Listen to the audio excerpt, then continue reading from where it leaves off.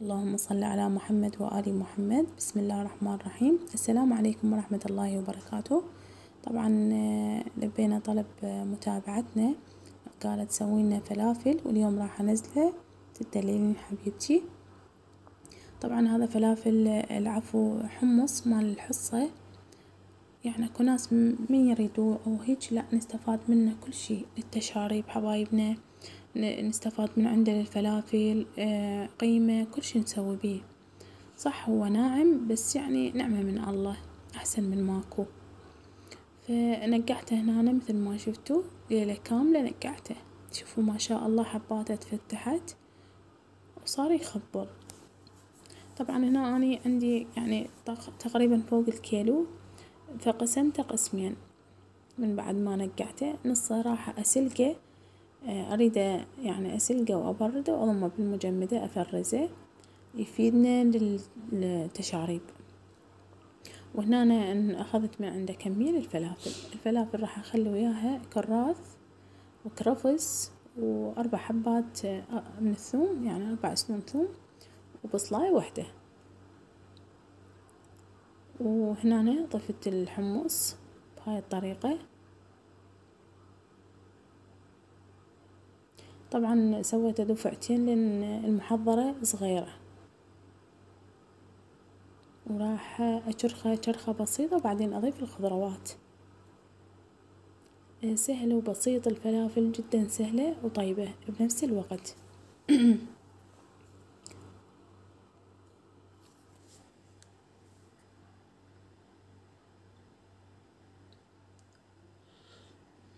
هنا لازم حبايبي بين فترة وفترة، يعني كل ما يعني نثرم أو نشرخ الحمص لازم ضروري الحواشي هم نحركها ويانا. وهنا ضفت مي، ضروري المي على مود تصير عندنا عجينة يعني مو قوية، شوية زينة لينة نريدها.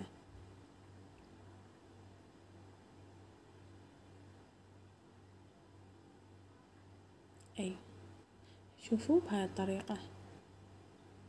وهنا راح أضيف الخضرة والثوم والبصل مثل ما قلت لكم. والخضرة إذا ما عندكم كراث تقدرون تستغنون يعني عنه بس بالكرفس عادي، بس هو يعطي طعم كلش طيب. هاي البصلة قطعتها هيجي مكعبات على مود تسهل علينا بالثرم. اللي عندها مثرام وحبايبي عادي، طبعا أنا عندي بس قلت خاف اكو بنات ما عندهم، نسويه بالمحضرة أسهل وأسرع.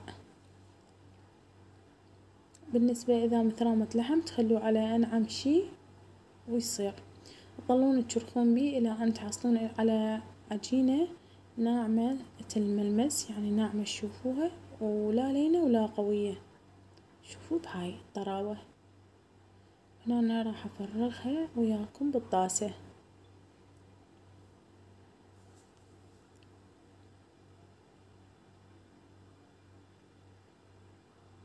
طبعا صارت عندي كمية ما شاء الله خير من الله، فراح أفرز نص ونص الثاني نغليه. تقدرون تفرزوه بكيس أو بحافظة، انتو حرين الرأي وبكيفكم. طبعا أنا عندي حافظة هنا نظيفة مغسولة ويابسة، راح أخلي بيها الكمية اللي أريد أفرزها، وأخلي الكمية اللي إحنا تكفينا بهاي الطريقة.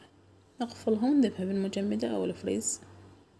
شو وقت ما نريدها نطلعها، قبل مثلا نريدها غدا نطلعها بالليل، ثاني يوم على بالثلاجة من جوا نخليها وتحل براحتها. وهاي وهنا أنا عندي العجينة البغت، راح أضيف عليها ملعقتين من السمسم والتوابل كزبرة وكركم، شوية من الكركم، شوية من الفلفل الأسود، شوية كمون وملح حسب الرغبة، وقليل من يعني ملعقة شاي جدا صغيرة مال سودة أو صودة، شنو تسموها انتو، بيكربونات الصودة حبايبي. ضروري الصودة على مود تنفش ما يعجن. وهنا نبدي نعجن بيها بالملعقة أو تلبسون كف وتعجنوها بإيدكم انتو حرين. وشوية هنا شفتها قاسية عندي العجينة، ضفت لها رشة بخة يعني قليلة من المي. طبعا عجينة الفلافل عينك ميزانك، لازم العجينة تكون شوية طرية.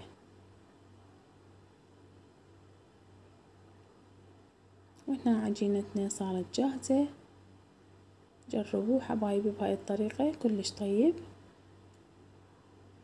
طبعا أطيب شي نسويه بالبيت وأنظف هاي الطريقة. شوفوا هيج عجنته، شوفوا هنا طيرت الوردة. وهنا كمل عندي اللي يعني 3/4 الاستواء، ما ستوته تستوي كاملة، لا يعني وراء أحسب من رد طلعة وراء بالتهدير وهاي هم يستوي. وهنا العجين مال الفلافل خليت الطاوة على نار وسط تحمى.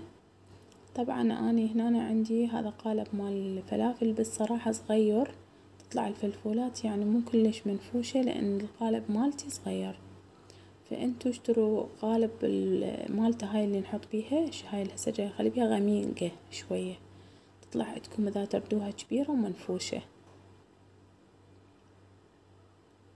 وهنا على نار وسط ضروري لا تعلون عليه على مود يستوي براحته ويقرمش.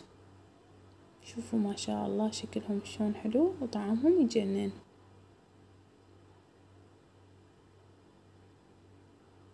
ومن حمص الوجبة سوينا أطيب فلافل. وهنا على ورق زبدة يعني منشف دهون على مود يسحب لنا شكو دهن.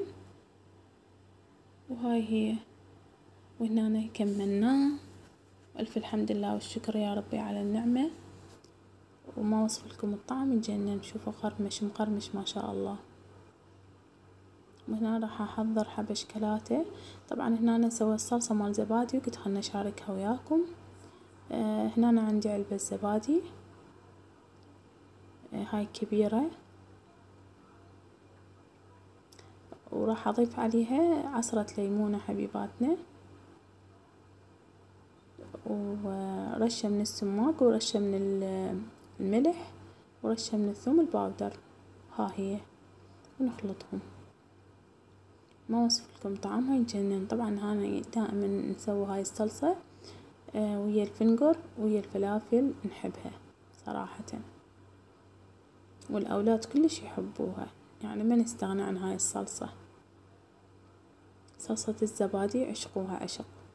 وهنا مسوياني زلاطة ثارمة خيار وطماطة وشوية بصل أحمر، وعليها رشة مال تتبيلة الزلاطة وملح. ها هي كلش طيبة. وهنا عندنا طرشي، انتو شنو تحبون؟ خس شنو عندكم تقدرون تسوون. زلاطة السباكيتي هم طيبة ويا الفلافل. وهنا راح نشكل صموناتنا، نسوي لفات للأولاد أحسن من ما نشتريهم من برا، أطيب من الجاهز صدقوني ونظيف. خلي شوية طرشي شوية زلاطة وشوية من الصلصة، ويا عيني يا عيني على الطعم يجنن. ساهمنا وساهمكم عافية حبيباتنا، لا تنسونا بلايك واشتراك حتى يوصلكم كل شي جديد انزله. طبعا ما اعرف المشاهدات عندي كلش معدومة، ماكو مشاهدات. هنا كملا راح نخلي شوية بعد الصلصة على الوجه هاي الطريقة.